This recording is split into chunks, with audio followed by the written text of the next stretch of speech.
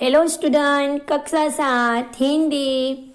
तो बच्चों, आज हम कहानी 3 पत्र लेखन के बाद हम कहानी 3 पर जाएंगे, जो आपकी सच्चा हीरा वह कहानी है कर्म की। व्यक्ति के कर्म भी कैसे होने चाहिए ज्ञान के साथ, उनकी माहिती इसमें दी गई है। हमेशा हमें कर्म कैसे करना चाहिए। अच्छे कर्म यानी क्या पता है?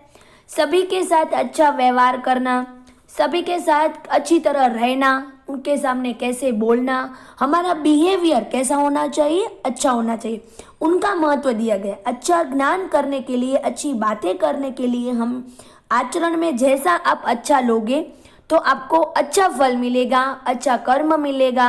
आप जो भी कार्य कर रहे हो ना, वो अच्छा करोगे ना तो आपको अच्छा फल मिलेगा, और जो आप अच्छा नहीं करोगे तो आपको कर्म अच्छे नहीं भुगतने पड़ेंगे।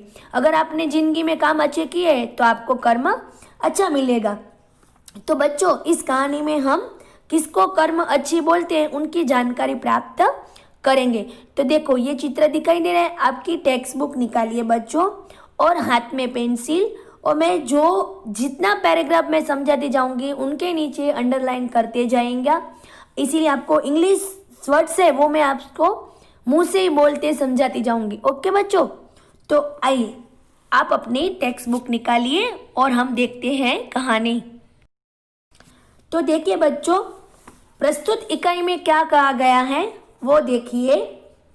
सूर्य अस्त हो रहा था। पक्षी चहचहाते हुए अपने अपने नीड की ओर जा रहे थे।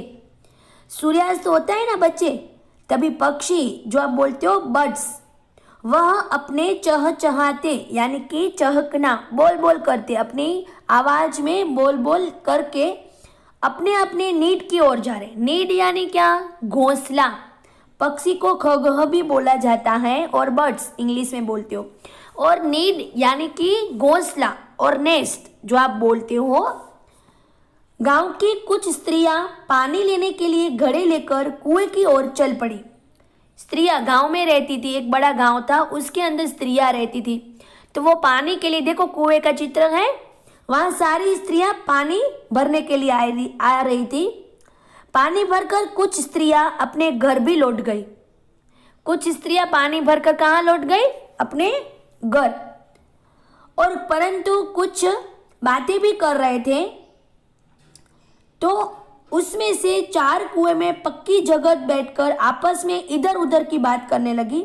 तो उनमें से जो 4 स्त्रियां हैं, हम भी बैठते हैं तो बातें करते ना, तो वो अपने आप इसकी उसकी बातें करने लगी, सबकी पंचायत करने लगी। बोलते हैं ना, हम अपने फ्रेंड की करते हैं ना, हम भी नाश्ता करते हैं तब वो ऐसी है वो ऐसी है। इसी तरह एग्जाम्पल दे रही हूँ, अगर आप नहीं करते होंगे तो उनको बोलते हैं इधर की बात उधर करना। तो देखो, आप समझ रहे हो ना कि कर्म कैसे करने हैं। हमें कभी किसी की पंचायत यानी कि किसी की बात इधर की उधर करनी नहीं है। मैं जो लाइन बोल रही हूँ ना, उस पर ज्यादा ध्यान देना, यानी पता चलेगा आपको किसको बोलते हैं कर्म। तो बातचीत करते करते बात बेटों पर जा पहुंची।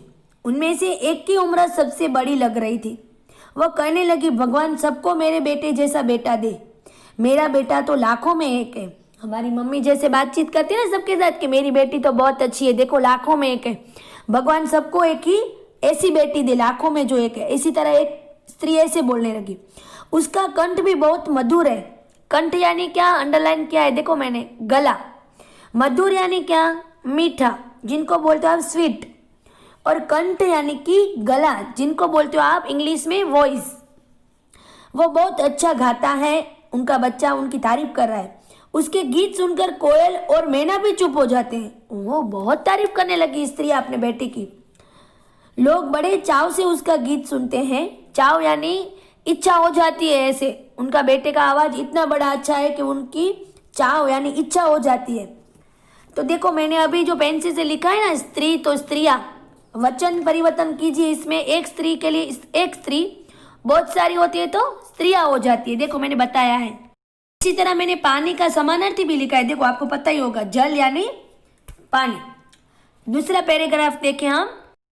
तो अब दूसरा पैराग्राफ में सुनो। उसकी बात सुनकर दूसरी स्त्री का मन हुआ कि मैं भी मेरे बेटे की प्रशंसा करूं। प्रशंसा यानी कि तारीफ। और उनको इंग्लिश में बोलते हैं एप्लीकेशन।